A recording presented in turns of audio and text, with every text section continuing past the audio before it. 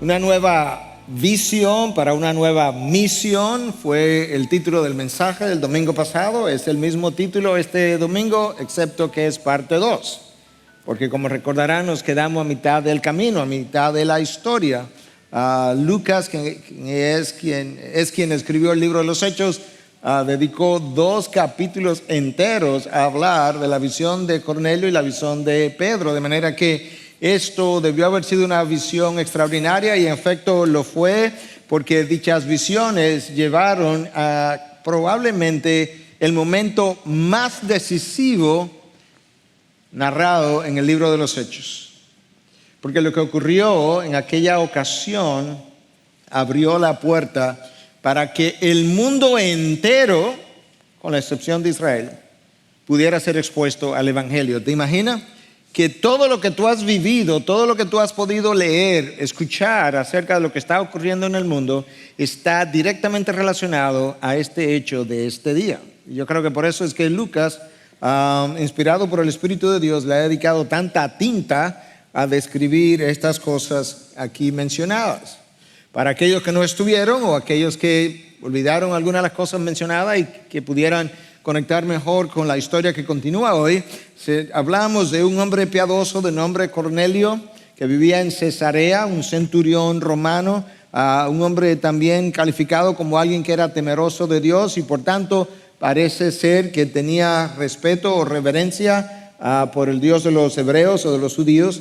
Recibió una visitación de un ángel o de un hombre resplandeciente, un ángel que le dio ciertas instrucciones y le habló de que había un tal hombre llamado Pedro en una ciudad cercana de nombre Jope, que él debía mandar a buscar a este hombre porque él tenía palabras que él necesitaba escuchar. Cornelio, temeroso de Dios, envió inmediatamente a 2 de sus criados y a uno de sus soldados, calificado también de piadoso, y eso nos habla un poco de qué tipo de casa y de hogar era esta, y los envió a que fueran a buscar a ese hombre y ellos llegaron al otro día y Pedro, a la vez, mientras ellos iban de camino, los 3 enviados de Cornelio iban de camino. Pedro tiene en ese interín otra visión donde él ve un lienzo que descendía desde los cielos, tomado por las 4 puntas, y ahí habían aves y reptiles y cuadrúpedos, animales considerados impuros, indignos hacia ese momento. Y Pedro oye otra voz del cielo. Él no ve un ángel, sino que escuchó una voz que le dice, mata y come. Y Pedro, en su típica forma de responder, dice, no, Señor, yo nunca he comido nada impuro. Y dijimos cómo eso representaba una contradicción, porque tú puedes decir no y puedes decir Señor, pero no puedes decir no, Señor. No, Señor, no lo puede decir. La segunda vez que Pedro escuchó esto, eso es como... esto es lo que Pedro escucha, no llames tú impuro lo que ya Dios ha limpiado. Pero Pedro tuvo que escuchar eso 3 veces para ser convencido y entonces terminó la visión, comenzó a meditar en el significado, que en realidad él no estaba seguro que esto significaba alimentos impuros, que yo ahora debo comer de ellos. Y mientras él meditaba, llegaron estos 3 enviados de Cornelio y le dijeron, Pedro estaba en un segundo piso, el Señor le habló otra vez y le dice, desciende, ellos son mis enviados. Cornelio los envió, pero yo soy quien lo estoy enviando realmente. Ve, desciende, habla con ellos. Ya era tarde ese día, entonces Pedro los invita a que se hospeden con él, lo cual ya representaba un comienzo del cambio en la mente de Pedro, porque judíos y gentiles jamás hubiesen sido hospedados en una misma casa. Y entonces ellos pasan la noche ahí y al día siguiente, pues ellos comienzan el trayecto de regreso a Cesarea, de donde ellos habían venido. Y se fueron con Pedro y 6 personas más que no están descritos en el capítulo 10, pero están descritos en el capítulo 11. De manera que eran 10, 6 más Pedro, 7 más los 3 enviados de Cornelio, 10 personas se regresaron.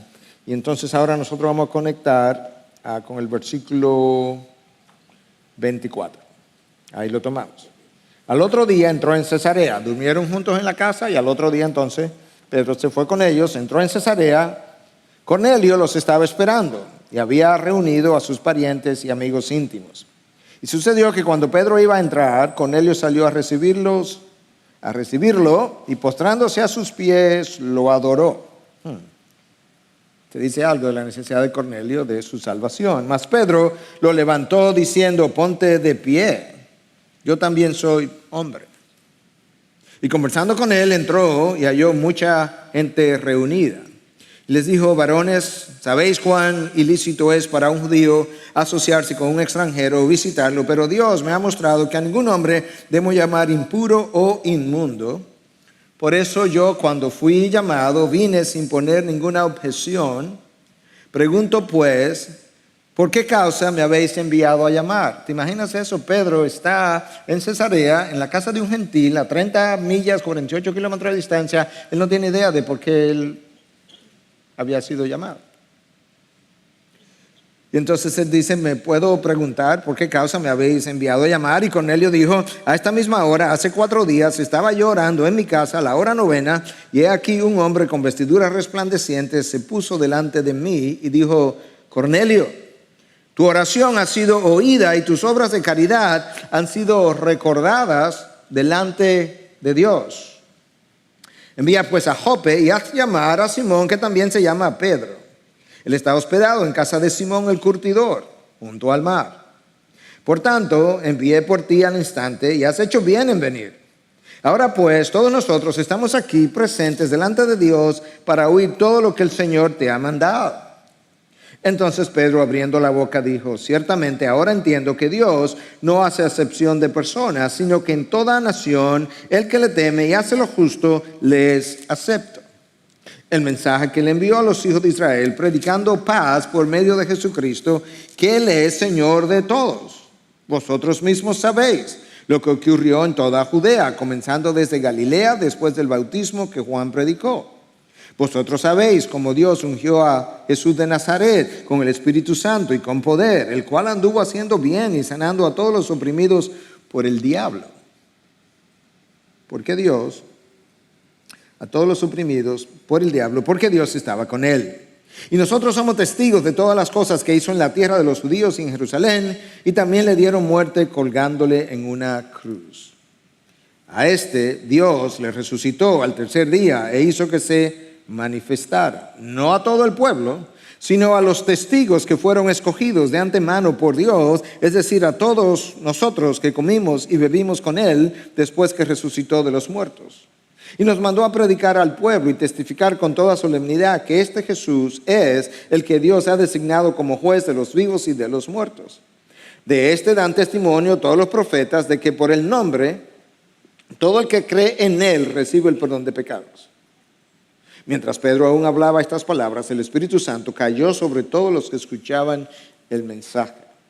Y todos los creyentes que eran de la circuncisión, que son los judíos, que habían venido con Pedro, se quedaron asombrados porque el don del Espíritu Santo había sido derramado también sobre los gentiles, pues le oían hablar en lenguas y exaltar a Dios. Entonces Pedro dijo: ¿puede acaso alguien negar el agua para que sean bautizados estos que han recibido el Espíritu Santo lo mismo que nosotros? Y mandó que fueran bautizados en el nombre de Jesucristo. Entonces le pidieron que se quedaran con ellos unos días. Yo quisiera comenzar este mensaje haciendo mención de cuál es el centro de gravedad de este mensaje. Esta lectura que yo acabo de hacer es larga, tienes muchas verdades que uno pudiera usar para irse en una dirección u otra para exponer el texto, pero todo texto tiene un centro de gravedad, tiene un eje sobre el cual gira toda la historia. Y el centro de gravedad de este mensaje está en el versículo 36. Hablando de Cristo, dice: el mensaje que Él, Dios Padre, envió a los hijos de Israel, predicando por medio de Jesucristo que Él es Señor de todos. Como les mencioné, aquí hay múltiples ideas en esta narración. Sin embargo, la clave o el centro de todo lo que se dice tiene que ver con esto, que Dios Padre envió a su Hijo con un mensaje que ese versículo que acabo de leer dice que es un mensaje de paz, y que ese mensaje vino a través de Jesús, que es Señor de todo. La razón por la que Pedro está delante de Cornelio es para que Cornelio pueda escuchar ese mensaje que Dios había enviado a los hombres, que había enviado por medio de Cristo.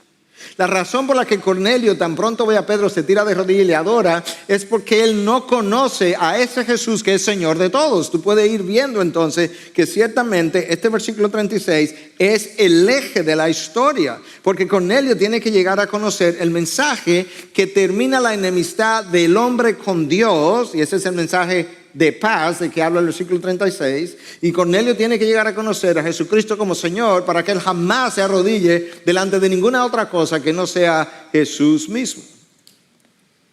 Si Jesús es Señor de todos, como se menciona en ese versículo 36, eso le da autoridad a Jesús para llamar tanto a judíos como a gentiles por medio del evangelio. Pero ese señorío de Jesús al mismo tiempo le da autoridad a Jesús para juzgar a todos, tanto a judíos como gentiles, como se menciona en el texto que mencioné o que leí cuando habla de que Él es el juez delante del cual nosotros estaremos. Cornelio recibió una visitación muy especial de parte de Dios porque él quedó tan convencido de la necesidad de este mensaje que cuando Pedro llega, Pedro no solamente se encuentra con Cornelio, y su familia inmediata, dice que Cornelio estaba con sus familiares y sus amigos. De manera que había un buen número de personas, no nos dicen cuánto, pero Pedro estuvo un poco sorprendido del número de personas que él estaba esperando. Y es ese Cornelio que se postra ante Pedro, y es ese Pedro que le dice, no, levántate, yo soy simplemente un hombre como tú. Aquí está el apóstol, aquel que caminó con Cristo, aquel que comió y bebió con Cristo, aquel que caminó sobre las aguas, diciéndole a este hombre que le está dando una reverencia que él no merece, levántate, yo soy igual que tú. Me imagino eso pasando en el contexto del movimiento apostólico, y cuánta gente recibiría lo que Cornelio le estaba ofreciendo con agrado. Ahora, Cornelio es descrito como un hombre piadoso, temeroso de Dios, y ciertamente Dios vio con agrado sus obras, pero yo creo que queda más o menos claro en la misma narración, no solamente que Cornelio necesitaba salvación, sino que Cornelio, a pesar de ser piadoso, estaba atrapado en una idolatría que le impedía poder haber recibido salvación anteriormente, porque de él haber recibido salvación en Cristo Jesús, jamás hubiese postrado ante Pedro. De manera que no quiero que se confundan en el relato pensando que cuando el texto dice que el Señor vio con agrado las obras de caridad de Cornelio, como que eso ya es simbólico o sinónimo de salvación. No, para nada. Y entonces ahora Pedro llega y comienza a explicar. Cornelio explica, Pedro explica. Dice, hermanos, ustedes saben lo extraño que es que yo esté aquí, porque a nosotros no nos es lícito juntarnos con gentiles o aún visitarlos. Aquí yo estoy, pero yo estoy aquí porque Dios me ha convencido que ya yo no puedo seguir llamando impuro aquello que Él ha limpiado. El versículo 29 nos revela algo de esto. Escucha, por eso cuando fui llamado, vine sin poner ninguna objeción. Yo fui convencido. Pedro fue tan convencido de que Dios estaba detrás de todo esto, que cuando él llega, él no sabe por qué está ahí. ¿Te imaginas? No solamente que Pedro viola la costumbre judía de no juntarse con gentiles, sino que él la viola en un contexto donde él ni siquiera sabe de por qué va a dónde va. Y por eso que pregunta en el versículo 29, pues ¿por qué causa me habéis enviado a llamar? Humanamente hablando, yo no creo que yo hubiese ido si no me dicen algo primero. O sea, explícame. ¿Qué es lo que Cornelio quiere? Pero obviamente la revelación de Dios conquistó la duda de Pedro. Y ante la pregunta de ¿por qué me llamaron?, Cornelio comienza a explicar su visión otra vez. Esta es la tercera vez de que esto narrado, por así decirlo, uno con más detalle que en otro, pero la primera vez cuando él recibe la visión, la segunda vez cuando él explica a sus enviados que vayan a buscar a Pedro, y la tercera vez es ahora. Le dice, mira, la hora novena, más o menos a esta hora, hace 4 días, son las 3 de la tarde, yo recibí una visión, una visitación, y esto fue lo que yo vi, esto fue lo que me dijo, que necesitaba mandar a buscarte. Necesitaba mandar a buscarte porque yo necesitaba escuchar algo que tú tienes que decir. Cornelio explica, Pedro explica. Ambos necesitaban escucharse mutuamente, pero ahora está escuchando la explicación de Cornelio. Yo creo que ahí hay una aplicación para nosotros. Nosotros necesitamos escucharnos mutuamente. Porque muchas veces la falta de entender tu dilema, tu dolor, tus problemas, tu incapacidad o cualquier otra cosa, o quizás la falta de mi entendimiento de lo que Dios está haciendo en tu vida, quizás de una forma que a mí no me parece como de Dios, quizás esa falta de ese entendimiento es porque no nos hemos detenido a escucharnos mutuamente. Se requiere de paciencia para escuchar, pero al mismo tiempo se requiere de humildad para entender lo que el otro está tratando de comunicar. Y aquí está Pedro, explícame, Cornelio, qué es lo que está ocurriendo. Y entonces el texto dice, todos nosotros estamos aquí presentes delante de Dios para oír todo lo que el Señor te ha mandado. Ahora Cornelio es el que dice, ok, ya yo hablé, ya yo expliqué, ya tú me escuchaste y gracias por escucharme. Ahora nosotros nos vamos a quedar callados y tú ahora vas a hablar. Pedro sigue abriendo, el entendimiento de Pedro se sigue abriendo. Escucha lo que Pedro dice. Recuerda que cuando estos hombres llegaron, Pedro todavía estaba meditando en cuál era el significado. Y Pedro dice, ahora entiendo que Dios no hace acepción de personas. Ahora es que estoy entendiendo la visión. Yo creía que tenía que ver con alimentos y animales y cuadrúpedos, que Dios estaba cambiando nuestra dieta, pero ahora me doy cuenta que no tiene nada que ver con eso. Es verdad que ya los alimentos no serán puros e impuros, pero realmente el significado detrás es algo más, y es que Dios ha extendido el plan de salvación más allá de las fronteras judías. Pero para Pedro entender eso, Cornelio tuvo que tener una visión, requirió de una visión de parte de Cornelio, una visión de parte de Pedro y una explicación de Cornelio para Pedro acerca de qué era lo que había pasado. Y entonces esas dos visiones y la explicación permiten que Pedro pueda armar el rompecabezas y dice, ok, ahora yo entiendo que es que Dios no hace acepción de personas. Aquí estamos, habla. El Señor me mandó a buscarte, tú llegaste, comienza a hablar. Y Pedro, en un mensaje que yo me imagino que Lucas resumió, le habla de 6 verdades vitales de la fe cristiana, todas en torno al personaje Jesús. ¿Te acuerdas que te dije que el centro de gravedad del texto es el versículo 36, que habla de un mensaje de paz y que habla de Jesús como Señor de todos? Y Pedro, en un mensaje corto, le habla, escucha todo lo que Pedro desempaca en pocas palabras: el señorío de Cristo, el mensaje del Evangelio, que termina la enemistad entre el hombre y Dios, la vida de Cristo, la muerte de Cristo, la resurrección de Cristo, Cristo como juez de los vivos y de los muertos. A mí me encantaría poder predicar de esa manera. 5 minutos, todo eso. Lo primero que Pedro establece es el señorío de Cristo. Él es Señor de todos. En otras palabras, cuando nosotros hablamos del señorío de Cristo, yo no sé qué viene a tu mente, pero déjame decirte algunas cosas, algunas verdades teológicas detrás de eso, para que tú y yo podamos entender en términos prácticos lo que implica tu desobediencia y la mía. El señorío de Cristo implica que Dios Padre ha delegado en el Hijo, número 1, todos los derechos de propiedad sobre la creación. Él tiene el título.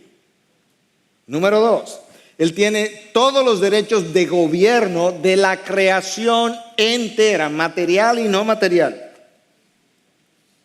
Por tanto, como poseedor de la creación, Él tiene autoridad ilimitada sobre ángeles, potestades, dominios, poderes, los caídos y los no caídos, y sobre todo los hombres. Y con esa autoridad que Él tiene, con ese título de propiedad, con los derechos de gobierno y con esa autoridad ilimitada, Él tiene autoridad igualmente ilimitada para juzgar a los vivos y a los muertos. Entonces, ¿qué implica eso, pastor? En cuanto a mi obediencia, que cada vez que tú y yo desobedecemos, eso representa un desafío a la autoridad ilimitada de aquel que no solamente murió por ti para comprar tu libertad, sino que representa un desafío a la autoridad completa que Él tiene para juzgar mi desobediencia. Tenemos que traer el señorío de Cristo aquí a la tierra, a mi vida diaria, porque justamente Cornelio, él tiene un temor general de Dios, pero él no vive bajo el señorío, él no ha aceptado el señorío de Cristo. Él está bajo el señorío, pero no lo ha aceptado, por eso quería adorar a Pedro. Pero tú y yo ahora, que se supone que aceptamos a Cristo como Señor, como Salvador, en buen dominicano no nos luce desafiar su autoridad. ¿Verdad que no? Los pecados que persisten en tu vida y cuando han persistido en la mía de manera recurrente, sin poder ser controlados, pertenecen a un área de tu vida que se ha rebelado o permanece en rebelión contra el señorío de Cristo. Pastor, ¿cómo? Diga eso otra vez. Los pecados que permanecen en tu vida, que van desde celos, envidias, orgullo, lujuria, enemistad con otros, formas de hablar, todo eso representa o está localizado en un área de tu ser que es rebelde en contra de la autoridad absoluta, ilimitada de Cristo. Y eso no es poca cosa. La razón por la que Cornelio se arrodilló, ya yo mencioné delante de Pedro, es justamente, él no sabe lo que es el señorío de Cristo. La desobediencia del cristiano es un desafío abierto a su autoridad, como ya he mencionado. ¿Tú sabes por qué es necesaria la gran comisión?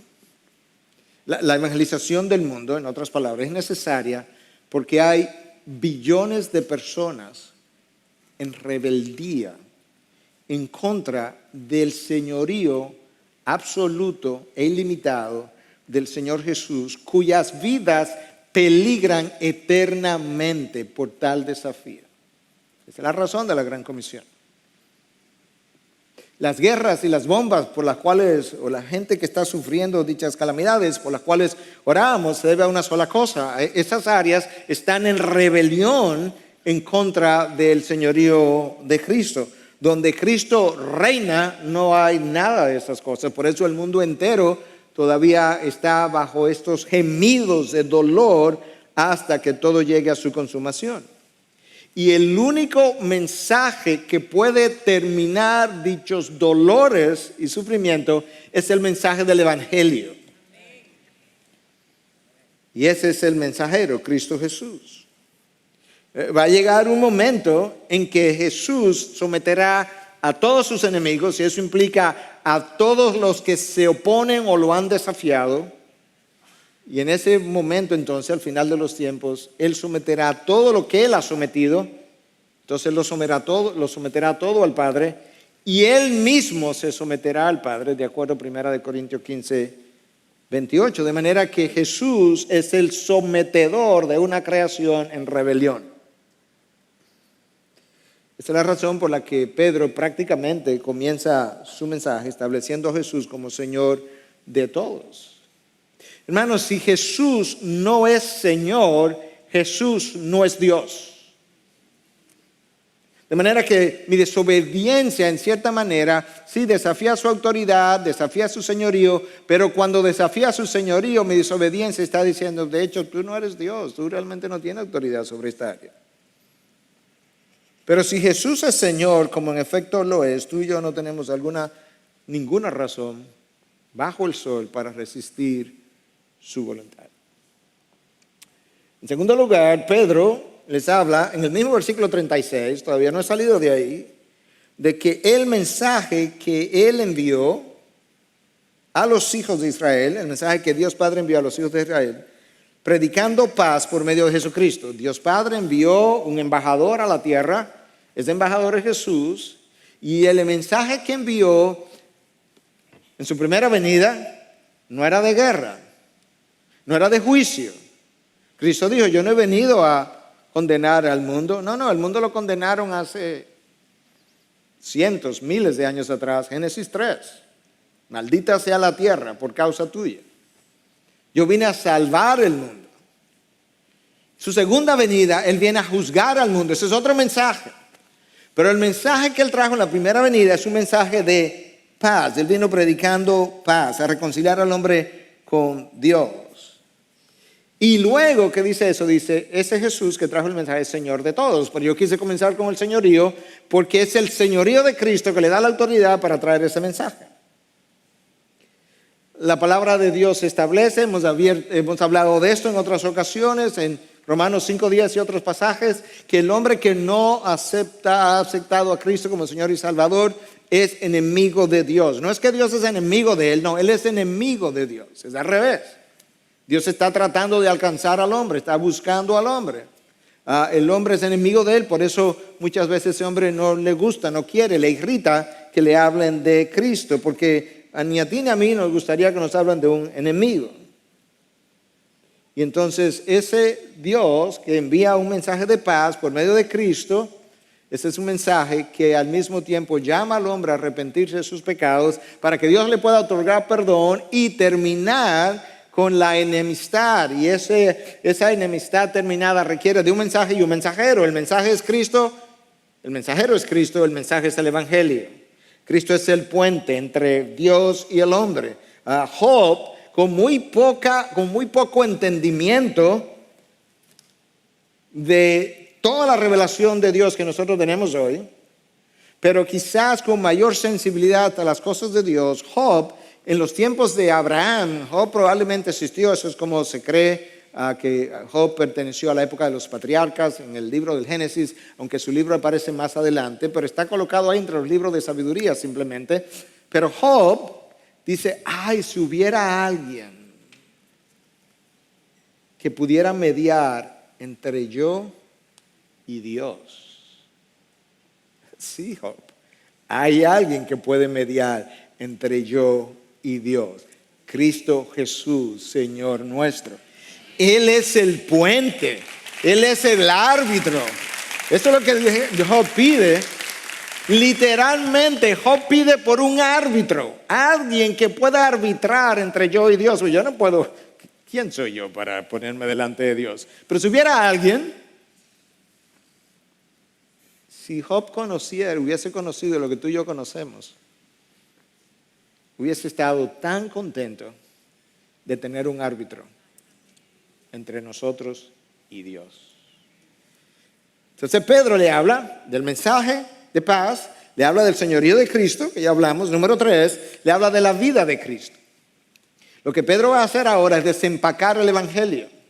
Y si no tienes claro lo que el Evangelio es, este es el Evangelio desempacado. La vida de Cristo. Vosotros mismos sabéis, eso es como comienza, no hemos terminado. Cuando yo termine, ese será el Evangelio completo.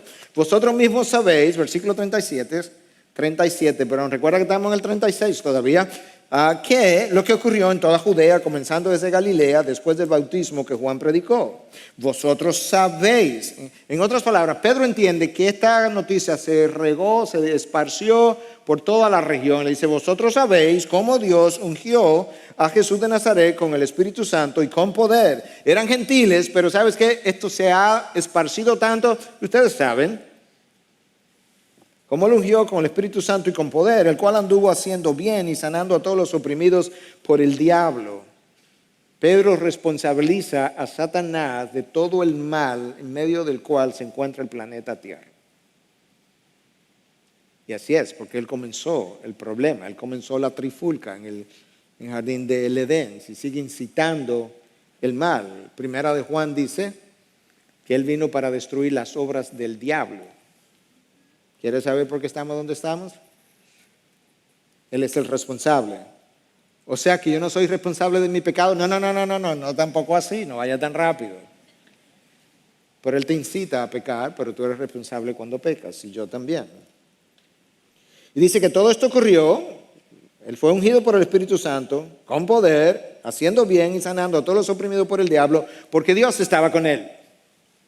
Y nosotros somos testigos de todas las cosas que hizo en la tierra de los judíos y en Jerusalén. Pedro comienza con el bautismo de Juan el Bautista. Cuando habla de que Dios lo ungió, eso fue en el Jordán.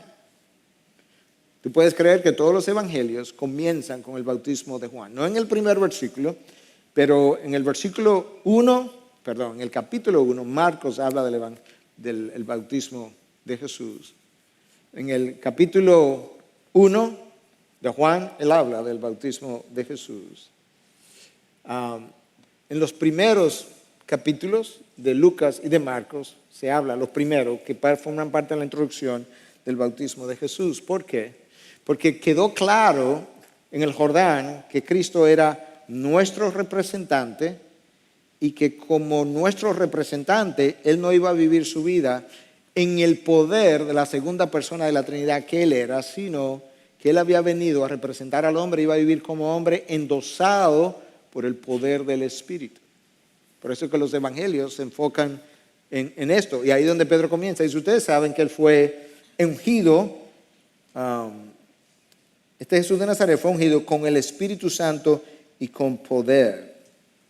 De manera que ahora Pedro atribuye todo el bien que Cristo hizo a la unción del Espíritu de Dios sobre Él. Está hablando de su vida, estuvo haciendo el bien. La vida de Jesús es vital para tu salvación. No es solamente la muerte de Jesús, no es solamente la resurrección de Jesús. Jesús no pudo haber venido el jueves santo, como se le llama hoy, morir el viernes y darte salvación. No ocurre así. Él vino, en primer lugar, a cumplir con toda la ley. Al octavo día estaba siendo circuncidado, eso era parte de la ley. La ley había sido quebrantada, nadie la había cumplido a cabalidad. No puedes entrar al reino de los cielos si tú no cumples la ley de principio a fin. Y como tú y yo ni nadie más ha podido cumplirla, alguien tendría que cumplirla para que ese cumplimiento, esa obediencia, lo que ha sido llamada la obediencia activa de Jesús, cuando Él activamente se sometió al Padre, para que esa obediencia, cumplimiento de la ley por completo, pudiera ser cargado a mi cuenta y yo poder entrar al reino de los cielos, de manera simbólica hablando ahora, porque alguien hizo un depósito en mi cuenta. La obediencia de Cristo a mi favor. Yo no pude cumplir la ley. La obediencia de Cristo es vista como mi obediencia. Escucha ahora para que pueda entender lo serio de tu desobediencia y la mía. Mi desobediencia fue vista como la desobediencia de Cristo. Mira cómo es. La obediencia de Cristo es vista como mi obediencia. Por eso yo termino en gloria. La desobediencia mía es vista como desobediencia de Cristo y por eso Él termina en la cruz clavado. En otras palabras, Cristo termina donde yo debía haber terminado y yo termino donde Cristo comenzó, en gloria. ¿Entendiste? ¿Entiende hasta dónde llegó el amor de Dios por nosotros? ¿Y entiendes ahora hasta dónde yo debo honrar lo que Cristo hizo en la cruz, tratando de vivir una vida de obediencia? Por eso nuestra desobediencia no solamente representa un desafío a la autoridad de Cristo, al señorío de Cristo, es un irrespeto, una irreverencia y una ingratitud por lo que Cristo ya ha hecho. Pastor, pero eso me hace sentir como pesado. Debiera hacerte sentir pesado y a mí también. Porque es eso lo que me va a llevar a someter mi voluntad cada vez mejor, no por un esfuerzo de la carne, no por una fuerza de la voluntad, sino impulsado por la gracia de Dios. Si solo Pedro hubiese hablado de la vida de Cristo, te queda en tu pecado y te va a la condenación. El Evangelio es completamente incompleto sin el resto de la historia. Pedro entonces pasa en el versículo 39 y le habla de la crucifixión de Cristo. Pedro está todavía desempacando el Evangelio y también le dieron muerte, colgándole en una cruz. Cristo murió en una cruz. Yo voy a decir algo que te va a parecer una herejía, pero tú espera la explicación si no lo entiendes. Cristo termina en la cruz porque merecía morir en la cruz.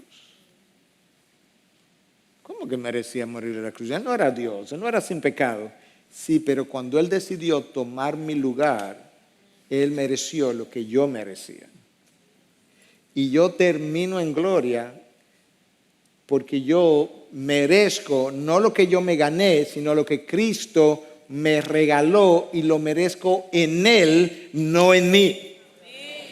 En Cristo. Múltiples veces se me recuerda, en Cristo. Yo no lo merezco, pero como Cristo lo mereció, el cambalache se da de esa manera también. Él termina colgado, crucificado, azotado, yo termino libre. Él termina en la cruz para eventualmente subir y yo termino en gloria. ¿Te imaginas eso? Yo muero y paso a la presencia de Dios. Cristo muere en una cruz y resucita 3 días después. Versículo 39, también le dieron muerte colgándole en una cruz. Tomó mi lugar cuando vivió la vida de obediencia. Tomó mi lugar cuando fue crucificado en un madero. Cuando Cristo obedeció, el Padre contó esa obediencia a mi favor. Por eso entramos al reino de los cielos. De manera que Cristo ya sufrió por mis pecados, ya yo no tengo que sufrir por los míos. Hay una sola razón por lo que la gente va a la condenación o al infierno, una sola. Y es porque el perdón de sus pecados en Cristo, en la cruz, no fue recibido. No hay otra razón. Tan pronto estos pecados son perdonados a través de la sangre de Cristo, yo termino en la presencia de Dios. Cada vez que yo pido perdón al Padre por mis pecados, yo no soy perdonado por lo bueno de mi arrepentimiento y lo profundo de mis lágrimas. No. Está bien que yo haga y sienta ese dolor. Yo soy perdonado por una sola razón. Porque hay alguien que fue a la cruz y pagó por los pecados por los cuales yo estoy pidiendo perdón. No hay otra razón por la que me perdona. Y ese es mi Señor. Y lo mismo pudiéramos decir cada vez que tú oras. Yo me imagino que muchos de nosotros, quizás todos nosotros, hemos tenido la experiencia de pedir algo a Dios y que Dios nos haya concedido eso, ¿cierto? Hay una sola razón por la que tu oración ha sido respondida. Nosotros a veces pensamos, hoy tenemos un mes portándonos bien, 6 meses portándonos bien. Anoche le pedí a Dios esto. Mira, claro que me lo dio. Mi obediencia de los últimos 6 meses me la ganó. No, eso es una herejía. Tú eres escuchado y tu oración es respondida por una sola razón. Por los méritos de Cristo a tu favor. Por eso tú eres escuchado. Él te ganó la audiencia. Él te ganó la respuesta, la recompensa a tu oración. ¿Te imaginas cuán dependientes somos de Cristo y de todo lo que Él hizo? ¿Por qué tú piensas que Cristo dice, oye, cuando ore, ora en mi nombre? ¿Por qué tú crees que Él dice eso? Porque en tu nombre no te van a oír. En tu obediencia nadie va a prestar atención. Pero cuando tú oras en mi nombre, tú le estás diciendo al Padre, Padre, yo soy un atrevido, pero yo me voy a atrever.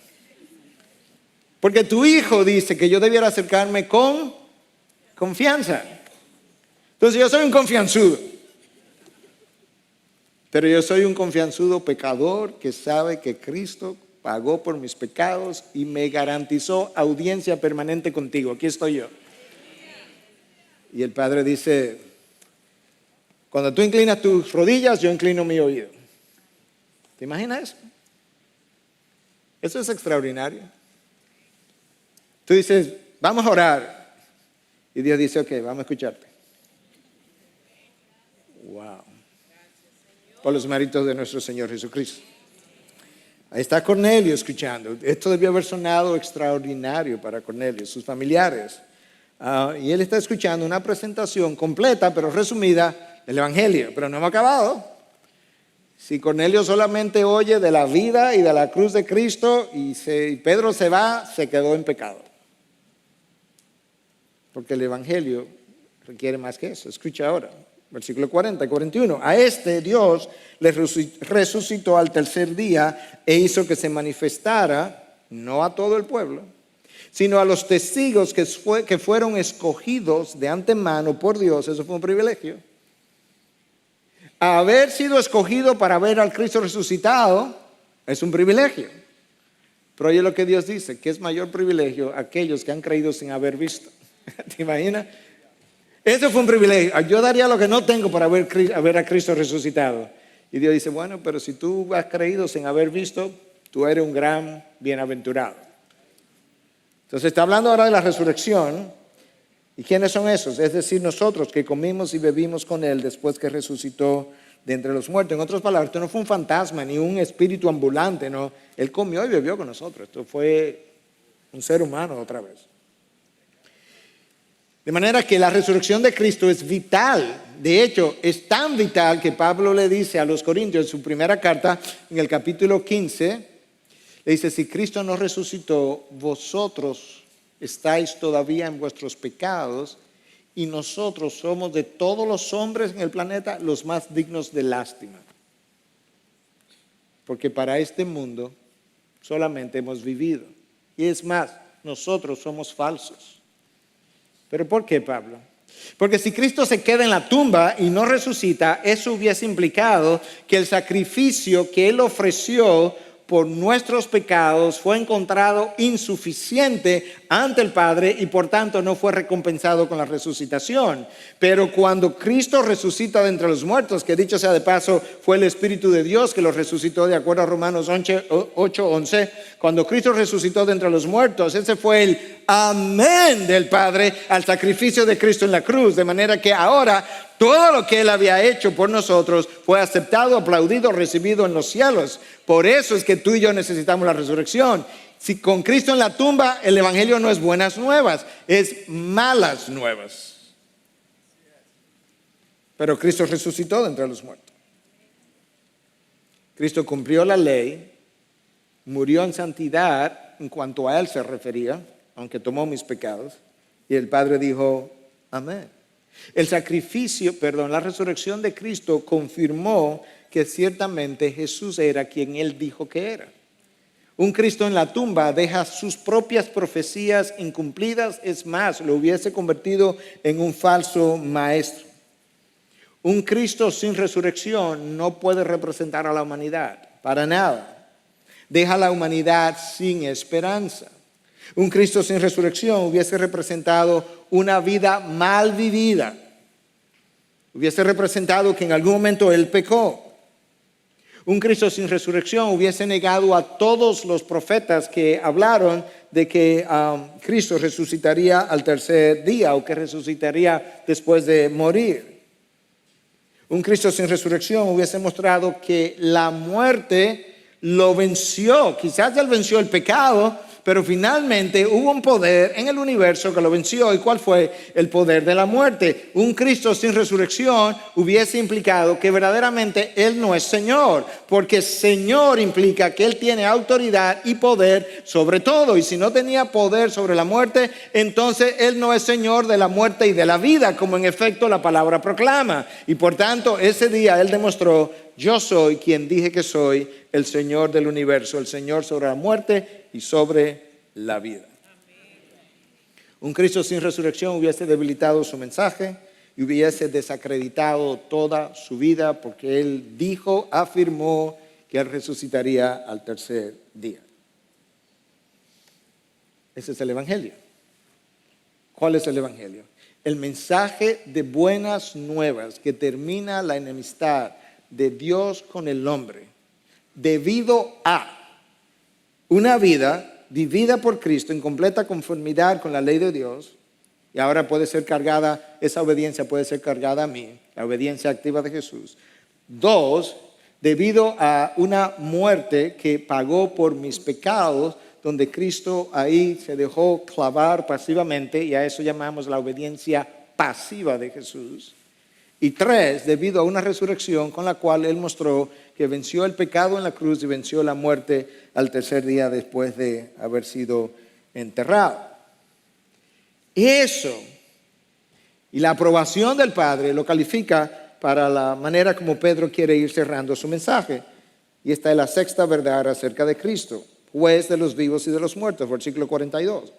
Y nos mandó a predicar al pueblo y testificar con toda solemnidad que este Jesús es el que Dios ha designado como juez de los vivos y de los muertos. Los corintios escucharon eso de parte de Pablo cuando le escribió en su segunda carta en 5:10 y le dijo que todos compareceremos ante el tribunal de Cristo para que cada uno sea recompensado por sus hechos, estando en el cuerpo de acuerdo con lo que hizo, sea bueno o sea malo.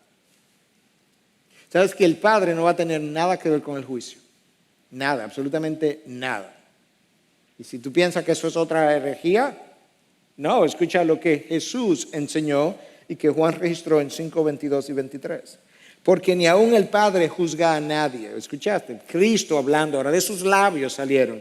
Porque ni aun el Padre juzga a nadie, sino que todo juicio se lo ha confiado al Hijo, para que todos honren al Hijo así como honran al Padre. El que no honra al Hijo no honra al Padre que le envió.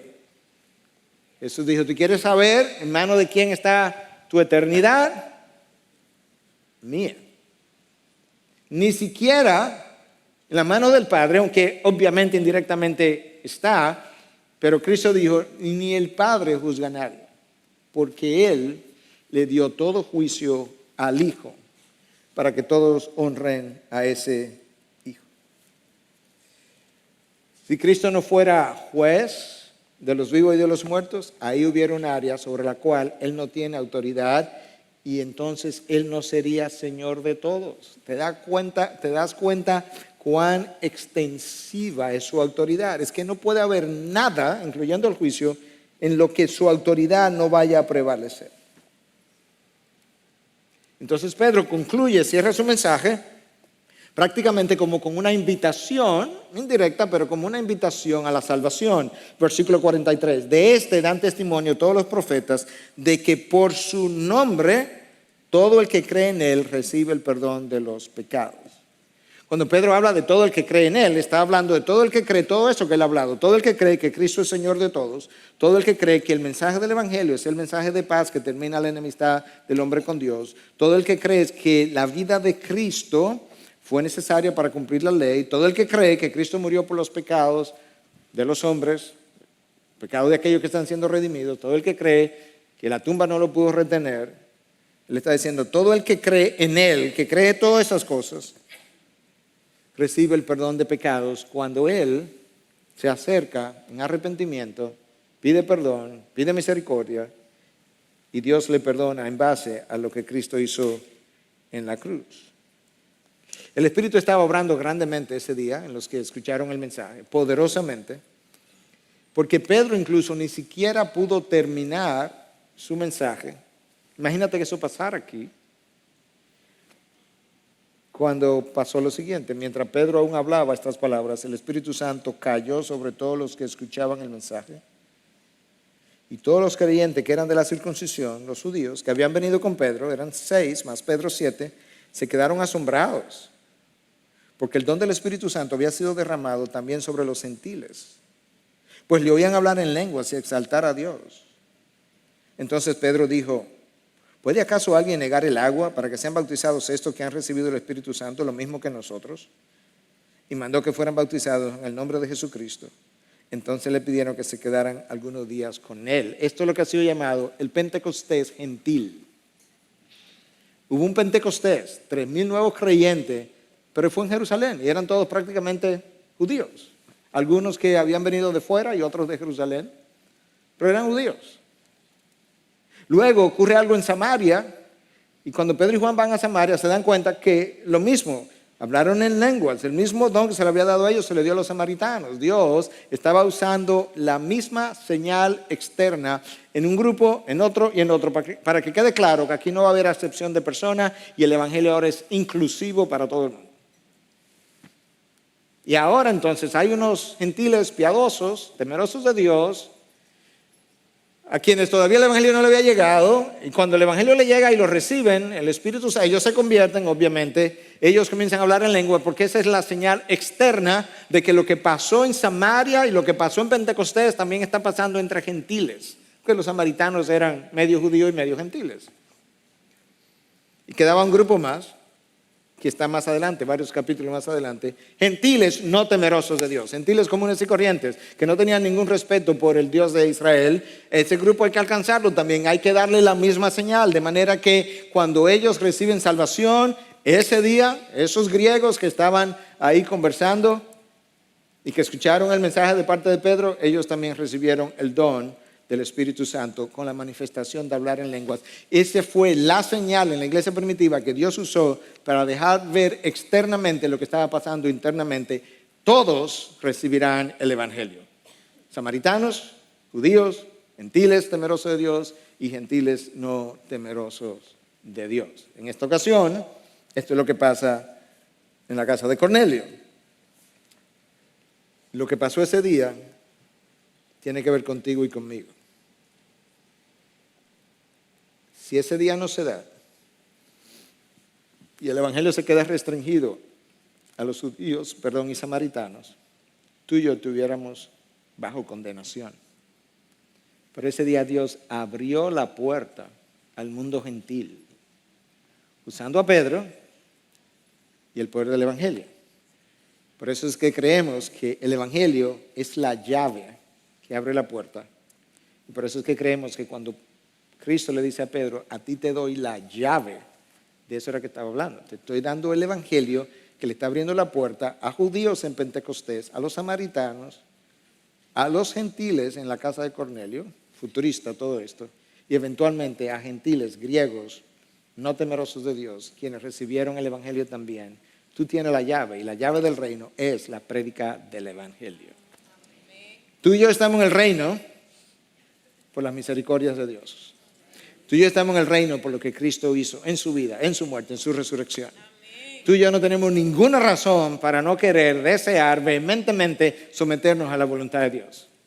Para no desafiar su señorío jamás. Para tratar de honrar su señorío en mi vida, en todas las áreas, en mi mente, en mi casa, en mi hogar, en mi hablar, en mis relaciones, en cada una de las áreas donde Él es Señor, pero donde yo he resistido su señorío. Y si el Señor te trajo, y a través de la presentación del evangelio, el Señor mismo te reveló que no tienes salvación, que estás fuera del señorío de Cristo, yo quisiera darte una oportunidad. Eso es cómo lo vamos a hacer. Vuelvo y te explico la necesidad que tienes o la forma de cómo te acercas a Dios si el Espíritu Santo ha obrado en tu mente y en tu corazón, porque no es automático. Recibes convicción de pecado cuando Dios ilumina tu mente, cuando Dios hace viva una mente que estaba muerta espiritualmente. Entiendes el evangelio. El evangelio ahora te da la convicción de pecado, porque el Espíritu que ha abierto la mente, y al abrir la mente también te trajo la convicción de pecado. Ahora que entiendes el mensaje, entiendes la necesidad de arrepentimiento. Con la convicción que tienes, va donde Dios, porque ahora entiende que Él es Señor de todos, ese Jesús que murió en la cruz, y que Él es quien tiene el juicio en sus manos. Y tú le pides perdón a Jesús, porque ya ha entendido el evangelio con una mente que ya ha sido hecho viva. Y entonces Él te perdona en base a su propia obra, en su vida, muerte y resurrección. Y tú le confiesas como Señor y Señor.